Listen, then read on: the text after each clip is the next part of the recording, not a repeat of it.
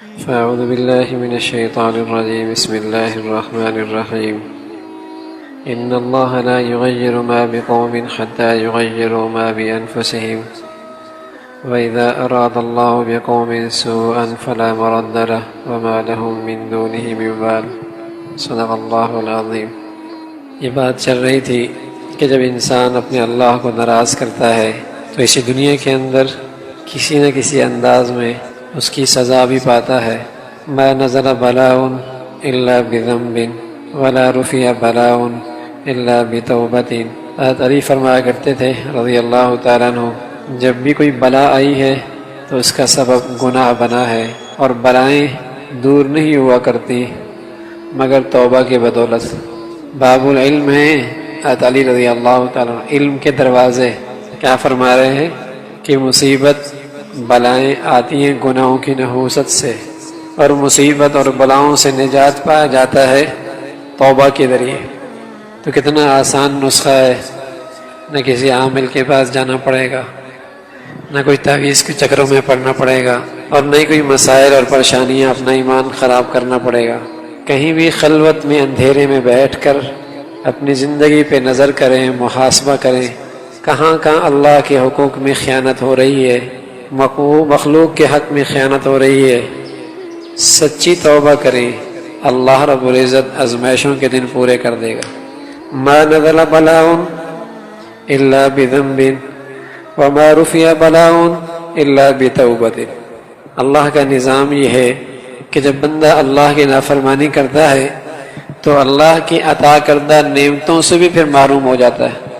یہ ضابطہ اللہ نے بتایا، ان اللہ لا یغیر ما بقوم حتی یغیروا ما بانفسہم، کہ ہم ان قوم کی حالت نہیں بدلتے جب تک کہ قوم اپنی حالت خود نہ بدلے۔ اللہ نے اسے عزت دے رکھی تھی، اس نے گناہ شروع کر دیے، اللہ نے عزت کے بجائے ذلیل کر دیا۔ اللہ نے عافیت دے رکھی تھی، اس نے گناہ شروع کر دیے، اللہ نے عافیت چھین کر پریشانیوں کے اندر مبتلا کر دیا۔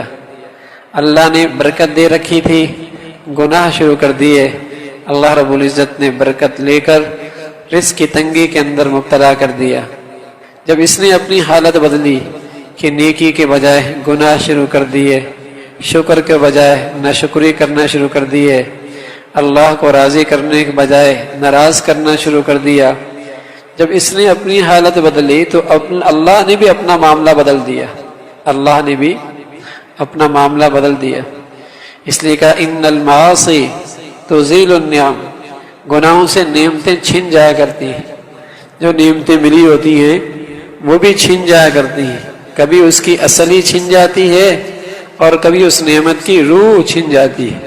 بھائی اللہ کہہ رہا ہے، اللہ جو دینے والا اور لینے والا ہے، وہ رب کہہ رہا ہے کہ ان اللہ لا یغیر ما بقوم حتی یغیروا ما بانفسہم۔ یہ حالت ایسی نہیں آئی، اس کے پیچھے اس کی ناشکری ہے، اس کی نافرمانی ہے، اللہ کے غضب کے اسباب کا اختیار کرنا ہے، پھر یہ اس کی حالت ہو گئی۔ رکاوٹ اور بندش ایسی نہیں ہوا کرتی، اور کوئی اور بھی نہیں کرتا، یہ خود ہی کرتا ہے، یہ خود ہی کرتا ہے۔ تو اللہ نے ضابطہ یہی بتایا ہے۔ بدقسمتی میرے عزیزو آج یہ ہوئی کہ ہزاروں گناہ کرتا بھی ہے انسان، اور پھر بھی اپنے آپ کو نیک اور پارسا سمجھتا ہے۔ گناہ کرتا ہے اور پھر بھی آپ کو نیک و کار سمجھتا ہے، نیک اور پارسا سمجھتا ہے۔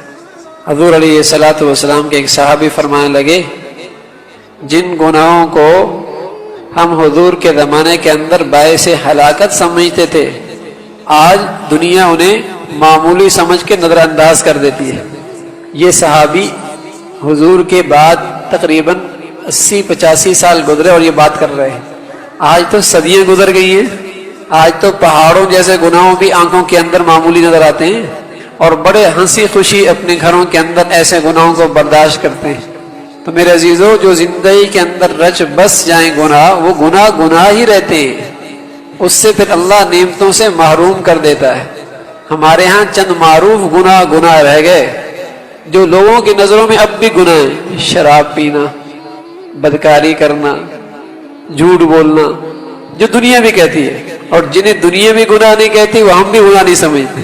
آج دنیا کے اندر بے پردگی گناہ نہیں سمجھی جاتی، آنکھوں کی خیانت گناہ نہیں سمجھی جاتی، حرام کھانا بھی اب تو گناہ نہیں سمجھا جانے لگا، رشوت لینا دنیا گناہ نہیں سمجھتی، بیٹی اور بیٹی کا غیر لڑکوں سے آزادانہ میل جول اسے آج دنیا گناہ نہیں سمجھتی، عورتوں کا آزادانہ غیر مردوں سے گفتگو دنیا آج اسے گناہ نہیں سمجھتی۔ یعنی دسیوں گناہ ایسے ہیں جو روز ہو رہے ہیں، میرے گھر کے افراد کر رہے ہیں، روز میری زندگی میں ہو رہے ہیں۔ چونکہ دنیا گناہ نہیں سمجھتی اس لیے ہم بھی اسے گناہ نہیں سمجھتے، اور جیسے دنیا گناہ سمجھتی ہے، آج اگر میرا بیٹا شراب پینے لگ جائے، ارے تیرا بیٹا شراب پیتا ہے، تکلیف ہوگی نا۔ وہی بیٹا فجر کی نماز چھوڑ دیتا ہے، کوئی بات نہیں، حالانکہ فجر کی نماز چھوڑنا شراب پینے سے بڑا گناہ ہے، لیکن شراب پینے کو دنیا گناہ سمجھتی ہے اور نماز چھوڑنا اسے آج دنیا گناہ نہیں سمجھتی۔ حرام کاری دنیا گناہ سمجھتی ہے، غنیمت ہے، کچھ تو لوگ سمجھتے ہیں، نماز چھوڑنا گناہ نہیں سمجھتے۔ ارے نماز کا چھوڑنا جان بوجھ کے حرام کاری سے بڑا گناہ ہے، نہیں سمجھتے۔ حضور علیہ الصلوۃ والسلام نے فرمایا کسی بیٹی بہنا کو دیکھنا آنکھ کا گناہ ہے، دنیا نہیں سمجھتی۔ کر رہا ہے یہ صبح سے لے کر آنے کتنی مرتبہ، اور اگر دنیا میں کوئی نظر نہ آئے گلی کوچوں میں تو ٹی وی کھول کے بیٹھ جائیں گے، روزے کی حالت میں دیکھ رہے ہیں کیا کچھ گناہ کر رہے ہیں۔ گناہ جو نہیں سمجھا، گناہ نہیں سمجھا، اس لیے اس کا احساس بھی نہیں۔ میرے عزیزو، اگر گناہ نہیں سمجھیں گے تب بھی ان گناہوں کی نحوستوں سے زندگی سے نعمتیں چھن جائیں گی، نعمتیں نہیں رہیں گی، نعمتوں کی روح نہیں رہے گی، شکل رہ جائے گی، اللہ نعمتوں کی حیثیت چھین لے گا۔ اللہ جو کہہ رہا ان اللہ لا یغیر ما بقوم حتی یغیروا ما بانفسہم، جب لوگوں نے یہ حرکتیں شروع کر دی پھر ہم نے بھی اپنا فیصلہ بدل دیا۔ حضور علیہ الصلوۃ والسلام فرمانے لگے کہ اللہ کہتا ہے، اللہ خود حدیث قدسی ہے، فرمایا وعزتی وجلالی، میری عزت کی قسم، میرے جلال کی قسم، دو قسمیں کھا کر اللہ کہہ رہا ہے، اور کیا کہہ رہا ہے؟ لا يكون عبد من عبیدی علی ما احب، جب بندہ ایسی حالت میں ہوتا ہے جس کو میں پسند کرتا ہوں، ایسے کام کرتا ہے، ایسی زبان سے بول نکالتا ہے، آنکھوں سے وہ دیکھتا ہے، اس کے رات دن وہ ہوتے ہیں جو مجھے پسند ہے، ایسی زندگی گزار رہا ہے۔ ثم ينتقل عنه الى ما اکرہ، پھر اس زندگی کو چھوڑ کر میری پسند کی زندگی کو میرے ناپسند کی زندگی اختیار کر لیتا ہے، جو مجھے پسند نہیں ہے، جو دیکھنا مجھے پسند نہیں، جو بول مجھے پسند نہیں، جو سننا مجھے پسند نہیں، جو رات دن مجھے پسند نہیں، پسند کی زندگی چھوڑ کر ناپسند کی طرف چلا جاتا ہے۔ اللہ کہتا ہے، اللہ میری عزت کی قسم، میرے جلال کی قسم، الا انتقلت له مما يحب الى ما يكره، میں بھی پھر اس حالت سے اسے ہٹا کر جو اسے پسند ہے اس حالت کی طرف ڈال دیتا ہوں جو اسے ناپسند ہے۔ اللہ کہتا ہے میری عزت اور جلال کی قسم، جب اس نے میری پسند کی حالت چھوڑ دی تو پھر ہم نے بھی اس سے اس کی پسند کی زندگی چھین لی۔ اس نے جب ہماری ناپسند کی زندگی اختیار کر لی، ہم نے بھی اس کی ناپسند زندگی کی طرف اسے دھکیل دیا۔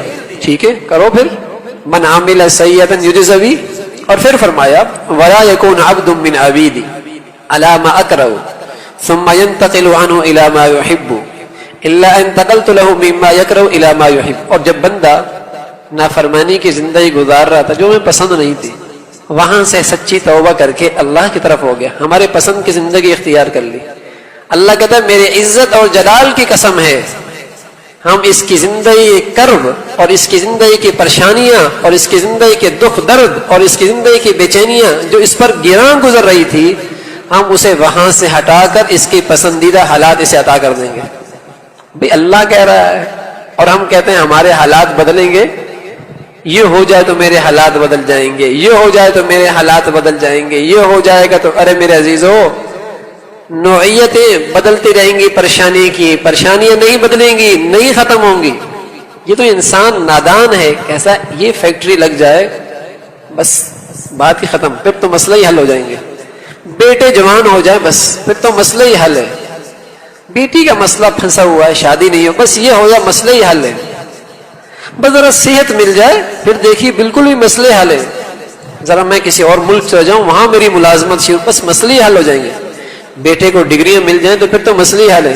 کون ہے آج جس کے مسئلے حل ہو گئے ہوں؟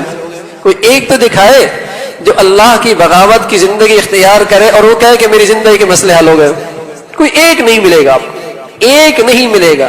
ایک پریشانی کے بعد دوسری، دوسرے کے بعد تیسری، تیسرے کے بعد چوتھی پریشانی، اور ہونا ہے جب اللہ کہہ رہا ہے میری عزت کی قسم، میرے جلال کی قسم، جب اس نے میری ناپسندیدہ زندگی اختیار کر رکھی ہے تو پھر ہمیں بھی سے ایسی زندگی کی طرف دھکیلیں گے جس میں کبھی سے چین نہیں آئے گا۔ اور میرے عزیزو، زندگی کا چین اور پریشانی اگر زندگی میں آ جائے نا تو دسترخوان پہ لگے کھانے بھی اچھے نہیں لگتے، 5000 گز کی کوٹھی بھی کاٹتی، بستر بھی چبھتا ہے، بیوی بھی کانٹے لگتی ہے، اولاد بھی اچھی نہیں لگتی۔ پریشانی ایک ایسی بلا ہے، نہ نیند، نہ کھانا، نہ کوئی اچھا ہی نہیں لگتا۔ اور یہ پریشانی اور بے چینی نہ ہو تو الحمدللہ بغیر گدے کے پتھروں پر، ریت پر بھی نیند آ جاتی ہے، دال سے بھی پیٹ بھر جایا کرتا ہے مزے سے، جھونپڑوں کے اندر بھی سکون سے نیند آ جایا کرتی ہے۔ تو اللہ کہہ رہا کہ میری عزت اور جلال کی قسم، جب بندہ یہ میری نافرمانی کی زندگی اختیار کرتا ہے تو پھر بھی ہم اس سے بھی اس کی پسندیدہ زندگی چھین لیا کرتے۔ تو ان المعاصی تزیل النعم، گناہوں سے نعمتیں چھن جایا کرتی۔ اذا كنت في نعمة فرعاها فإن المعاصي تزيل النعم، ارے بندے جب تو نعمتوں کی زندگی گزار رہا تو پھر خیال کرنا، احتیاط سے قدم اٹھانا، احتیاط سے آنکھیں اٹھانا، احتیاط کے بول بولنا، خیال سے قدم اٹھانا، بچا کے نعمتوں کو رکھنا، غفلت نہ کرنا، اس لیے کہ نعمتیں گناہوں سے ختم ہو جایا کرتی۔ اور کتنے جو دنیا میں آئے، نعمتوں سے زندگی گزر رہی تھی، اللہ کی نافرمانی شروع کر دی، اللہ نے نعمتیں چھین، کبھی وہ چیز ہی لے لی، کبھی اللہ نے اس چیز کی روح لے لی۔ تو فرمایا نعمتوں سے نعمتیں چھنتی ہیں، گناہوں سے نعمتیں چھنتی ہیں۔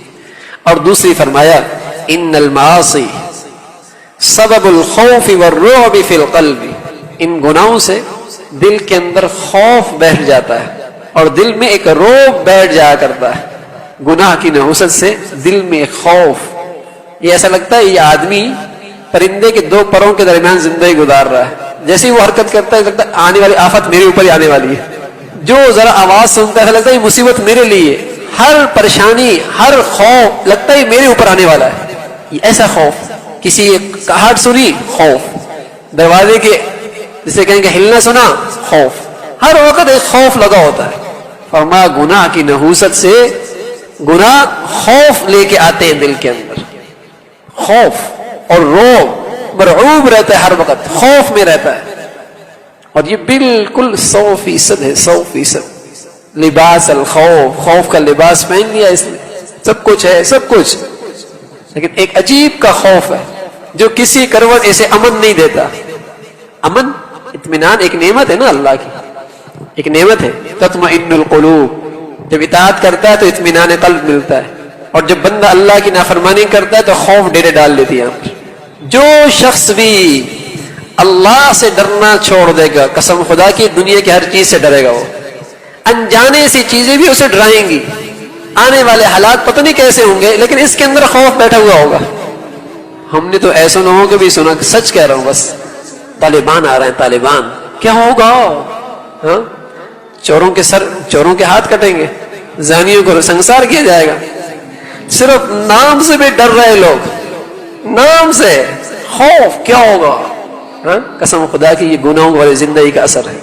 ہاں کاروبار چھوڑ کے جا رہے ہیں، اور یہ کیا ہوگا، اچھوں کے مزے ہوں گے، بروں کے جوتے لگیں گے، اور کیا ہوگا، اور تو کچھ نہیں ہونا۔ لیکن یہ خوف کہیں سکون نہیں لینے دیتا، چین نہیں لینے دیتا۔ تو میرے عزیزو، یہ گناہ کی نحوست ہے، اس لیے کہ نیکی ایک قلعہ ہے، قلعہ، اس قلعے کے اندر جو آئے گا نیکی کے اندر، ادھر امن ملے گا، ادھر اطمینان ملے گا۔ ایک مثال دیا کرتا ہوں بار بار کہ گاڑی کے ارد ادھر بھی پانی، ادھر بھی پانی، گھڑی کے ادھر بھی پانی، ادھر بھی پانی، اوپر بھی پانی، نیچے بھی پانی، لیکن کیا کہتے ہیں یہ گھڑی جو ہے نا واٹر پروف ہے، اندر پانی نہیں جاتا۔ سچ کہہ رہا ہوں، یہاں واقعی نیک ہو نا، نیکی ہو، واقعی نیکی ہو۔ میں واقعی نیکی بار بار زور اس لیے لگا رہا ہوں کہ ہماری نیکی میں گناہوں کی ملاوٹ ہوتی ہے، اس لیے ہمیں نیکی کی ثمرات برکات ملتی نہیں ہے۔ اگر واقعی یہاں نیکی ہوگی تو یقین جانے ارد گرد کے جتنے خوف کے حالات ہوں گے یہاں خوف نہیں آئے گا، اللہ اس دل کو غم پروف بنا دے گا، یہاں نہیں جائے گا خوف، یہاں اطمینان ہوگا۔ اللہ ہے، اللہ میرے ساتھ، اللہ ہے، وہ کبھی نہیں ڈرے گا، بہادر، شجاع، اس کے اعصاب بڑے مضبوط، اللہ ہے، لیکن اگر زندگی میں نیکی نہیں ہوگی یاد رکھیے پھر خوف دامن نہیں چھوڑے گا. سوتے جاگتے اٹھتے بیٹھے، کوٹھی بنگلے فیکٹری دکان بازار گھر، یہ خوف ساتھ لگا رہے گا. لباس الخوف، خوف اور رو ہر وقت کسی نہ کسی کا ڈر رہے گا، کوئی آ نہ جائے، کوئی لے نہ جائے، کوئی لوٹ نہ لے، کل کیا ہوگا. جس نے اس کی زندگی کا چین اطمینان چھین لیا ہے، ہر شخص سے ایک ڈر خوف وحشت ہوگی نا بھائی. جب اللہ کے قریب نہیں جائے گا تو وحشت ہی ہونی نا، اسے ڈر ہی ہونا ہے. حضرت موسیٰ علیہ السلام نے پوچھا اللہ ساری دنیا کوئی ایسا تیر کمان ہو جس کی رسائی ہر طرف ہو، دائیں بائیں مشرق مغرب ہر طرف وہ تیر پہنچتی، اس تیر کمان سے تیر پہنچتا ہو، تو بتائیے بچنے کی صورت اس تیر کمان سے کیسے بچا جائے اس سے؟ اور میں آسان ہے، تیر ماننے والے کے بغل میں آ جاؤ بچ جاؤ گے.